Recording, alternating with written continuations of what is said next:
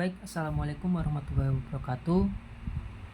Di sini kami dari kelompok 1 akan mempresentasikan hasil diskusi kami tentang pendidikan kewirausahaan demonstrasi kontekstual topik 2. Kami dari kelompok 1 beranggotakan yang pertama Deliana Naila Maulida dengan absen 03, Elvia Najib Koliviatin dengan absen 05, saya sendiri Iwan Kafidin dengan absen 07, dan yang terakhir Nafi Saifullah Haji dengan absen 11. Pada tugas topik 2 ini ada 3 persoalan. Sebelumnya, setelah mempelajari metode PJBL atau Project Based Learning dalam pembelajaran wirausaha, silahkan bekerja dalam kelompok yang terdiri dari 3-4 orang untuk menyelesaikan tugas berikut. Lakukan analisis terhadap materi yang telah dipelajari, kemudian jawablah pertanyaan berikut. Pertanyaan pertama, bagaimana meningkatkan minat kewirausahaan peserta didik menggunakan metode Project Based Learning? Kedua, bagaimana menerapkan metode Project Based Learning pada pembelajaran wirausaha? Dan yang ketiga, jelaskan manfaat penggunaan metode Project Based Learning jika diterapkan pada pembelajaran wirausaha. Yang pertama, bagaimana meningkatkan minat kewirausahaan peserta didik menggunakan metode Project Based Learning?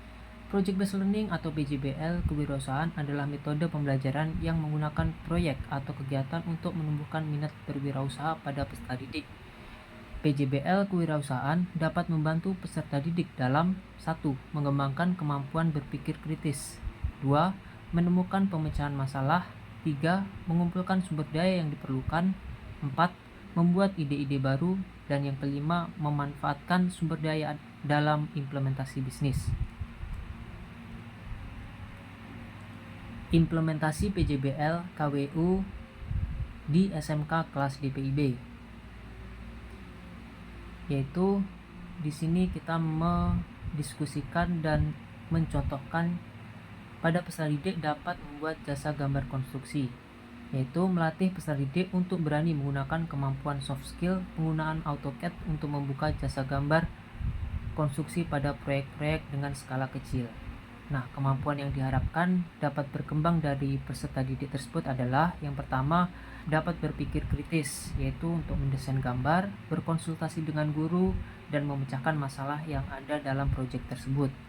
Yang kedua, dapat melakukan dan mengembangkan skill dalam berpromosi, mempromosikan jasa gambar melalui media sosial atau platform e-commerce. Yang ketiga, analisa pasar dan strategi penjualan serta outputnya, yaitu peserta didik sudah terbekali pengalaman pertama dalam hal wirausaha dan siap untuk lebih kreatif lagi dalam mengembangkan ide dan inovasi dalam mempromosikan desain dalam jasa gambar yang dipasarkan. Soal nomor 2 yaitu bagaimana menerapkan metode Project Based Learning pada pembelajaran wirausaha.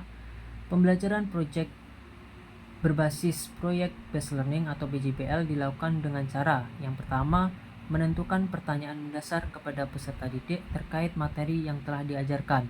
Ini merupakan salah satu cara untuk mengasesmen peserta didik untuk mengetahui apakah materi sudah terserap dengan baik atau belum. Yang kedua, membuat perencanaan desain produk. Peserta didik diberikan tugas untuk merencanakan sebuah produk wirausaha seperti perencanaan pekerjaan gambar konstruksi atau perencanaan pembuatan maket bangunan atau gedung. Yang ketiga, menyusun jadwal pembuatan produk. Peserta didik diarahkan untuk mulai membuat jadwal dalam melaksanakan atau membuat produk wirausaha agar semua pekerjaan berjalan sesuai timeline yang telah dirancang. Yang keempat, memantau kinerja peserta didik dan kemajuan proyek. Yang kelima, menilai hasil kinerja apakah sesuai jadwal dan timeline yang direncanakan atau apakah terdapat kendala yang perlu untuk diselesaikan. Yang terakhir, mengevaluasi pengalaman belajar. Selanjutnya adalah contoh PJBL atau Project Based Learning yang dapat dijadikan kegiatan wirausaha untuk siswa SMK jurusan DPIB, yaitu untuk pembuatan maket bangunan gedung. Selain untuk dilombakan, maket bangunan gedung ini mempunyai pasar jasa dan dapat untuk diperjualbelikan. Bisnis maket bangunan adalah usaha yang menyediakan jasa pembuatan maket bangunan untuk berbagai pihak yang terlibat dalam perencanaan bangunan. Maket bangunan merupakan model miniatur dari desain gambar maket yang telah dirancang atau akan dibangun. Bisnis maket bangunan memiliki beberapa potensi, di antaranya yang pertama yaitu maket memiliki daya tarik di bidang bisnis properti. Yang ini sesuai dengan jurusan SMK DPIB. Yang kedua, maket dapat memvisualisasikan desain bangunan. 3. Usaha ini dapat menjalin berbagai mitra usaha. Selanjutnya adalah pembuatan rak buku dan dinding. Selain maket bangunan, pembuatan rak buku dan rak dinding juga dapat diterapkan untuk perlombaan sekaligus kegiatan berwirausaha siswa SMK jurusan DPIB. Hal ini dapat memacu siswa dalam mengembangkan kemampuannya untuk menghasilkan output terbaik dan layak jual, serta mengembangkan kemampuan mereka dalam hal komunikasi, di mana mereka akan terlatih untuk melakukan presentasi dan mempromosikan barang yang telah mereka buat. Lalu untuk selanjutnya soal nomor 3 yaitu jelaskan manfaat penggunaan metode project based learning jika diterapkan pada pembelajaran wirausaha. Penggunaan metode project based learning dalam pembelajaran wirausaha memiliki banyak manfaat. Contoh manfaat yang didapatkan pada penerapan PJBL dalam program keahlian teknik konstruksi dan perumahan yaitu sebagai berikut. Yang pertama, penerapan teori dan praktek. Dalam PJBL, peserta didik dilatih untuk menerapkan atau praktik secara langsung tentang materi yang telah disampaikan dan dipelajari. Dengan demikian, membuat proses pembelajaran menjadi lebih kompleks, bermakna, dan relevan. 2. Pengembangan keterampilan praktis. Peserta didik berkesempatan untuk melatih dan mendapatkan keterampilan praktis mereka dalam proses praktik pembelajaran yang relevan, sehingga membantu mempersiapkan diri untuk memasuki dunia industri. Yang ketiga, kreativitas dan inovasi. Project based learning memberikan kebebasan kepada peserta didik untuk berpikir kreatif dan mengembangkan solusi inovatif terhadap masalah yang sedang dihadapi. 4.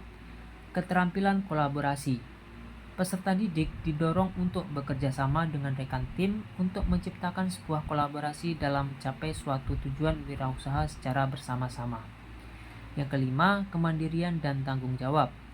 Dengan proyek yang sedang mereka kerjakan secara tim, peserta didik dilatih untuk memiliki rasa tanggung jawab atas pekerjaan mereka. 6. Analisa dan pemecahan masalah.